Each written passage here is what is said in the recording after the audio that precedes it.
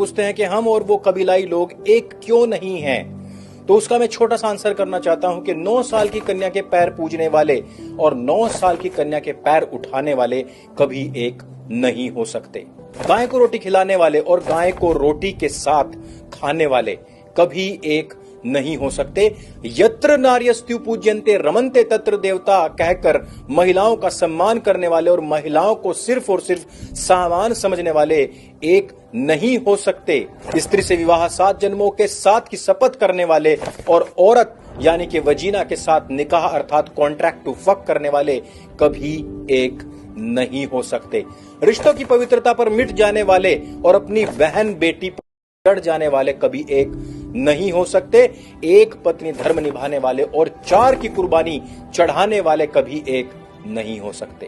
तमसो मां ज्योतिर्गमय कहकर सूर्योदय के पूर्वोन्मुख होकर प्रार्थना करने वाले और अंधेरा कायम रहे की भावना से पश्चिमोन्मुख होकर तशरीफ उठाने वाले कभी एक नहीं हो सकते।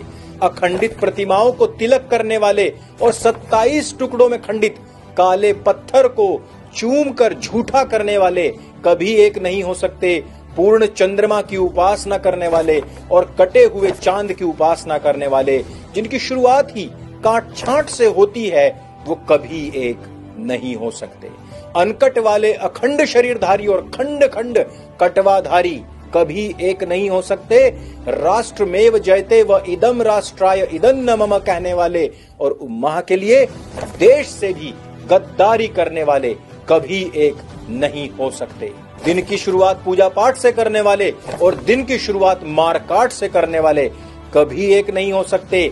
मूंछों वाले शेर और दाढ़ी वाले बकरे कभी एक नहीं हो सकते।